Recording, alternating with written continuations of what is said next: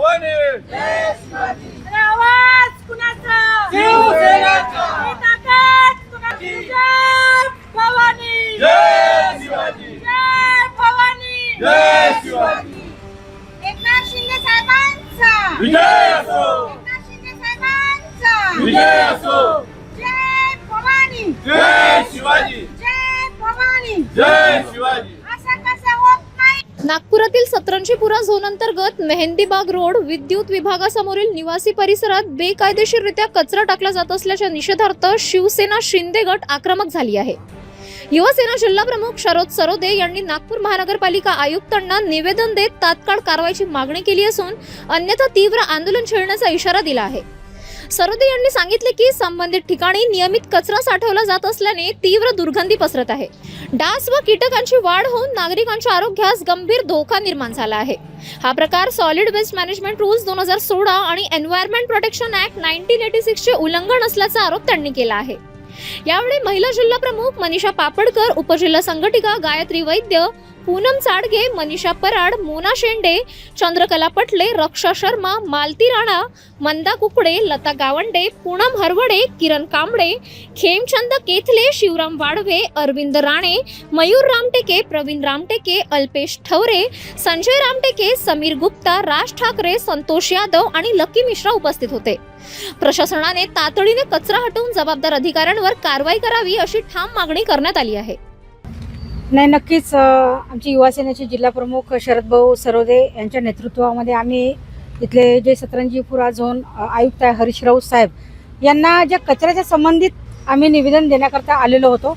आणि एकदम गंभीर प्रश्न आहे की तिथे जिथे कचरा डंपिंग केला जातो तिथे एक शौचालय सुद्धा आहे आणि सार्वजनिक शौचालय हे महिलांसाठी आणि तिथल्या विद्यार्थ्यांसाठी तिथे 200 मीटरवर शाळा सुद्धा आहे. तर विद्यार्थी आणि महिला तिथे जात असतील तर ती परिस्थिती भयानक आहे. त्या शौचालयामध्ये दरवाजे पण नाही आहे. अशा परिस्थितीमध्ये महिला आणि विद्यार्थी तिथे जात असेल, त्याचा उपयोग होत असेल तरी हे अत्यंत गंभीर बाब आहे.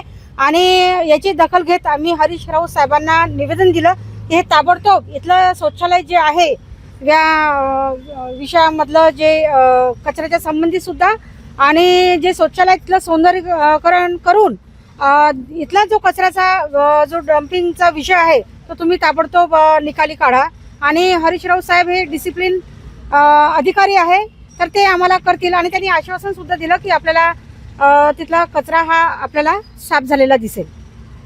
हे मेहंदीबाग रोडवर अनेक वर्षापासून तिथे म्हणजे एक डम्पिंग यार्ड बनवून ठेवलेला आहे कचऱ्यांचा, जिथे लोकांच्या घरून कचरा गाड्या उचलतात आणि त्यांना काही किलोमीटरच्या दायरा दिलेला आहे. पण ते काय करतात, जसं लालगंजहून उचलला ना तिथे नेऊन टाकला, म्हणजे बाजूनी उचलतात ना तिथे डम्पिंग यार्ड करतात. तिथून 100 मीटरमध्ये ते सदावर्ते स्कूल आहे, तिथे शाळा आहे, तिथे मंदिर आहे, लोकांच्या रहिवाचं घर आहे, तिथे दुकानं आहे.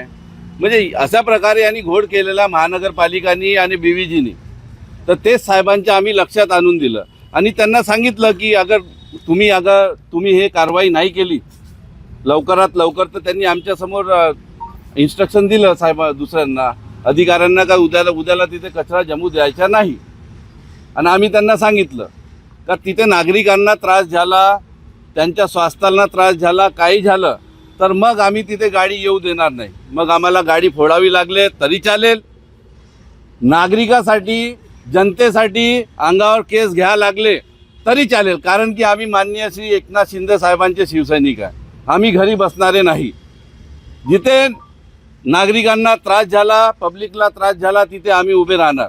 तर त्यांना आम्ही इंटिमेशन दिलं 24 तासाच्या अंतर त्यांनी अगर तिथलं बंद नाही केलं ते कचरा डम्पिंग यार्ड, त्यांना आम्ही नियम पण सांगितले.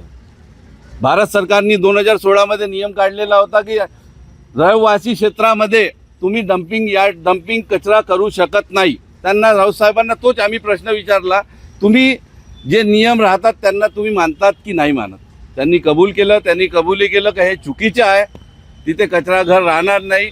आणि तिथे जे शौचालय आहे त्या शौचालयाला एक दार पण नाही आणि कचऱ्याच्या गाड्या तिथं राहतात, तर तिथे शौचालयामध्ये जाणार कोण? ते जनतेसाठी केलं की ते BVGच्या ड्रायव्हरसाठी केलं, हा पण प्रश्न निर्माण केलेला होता.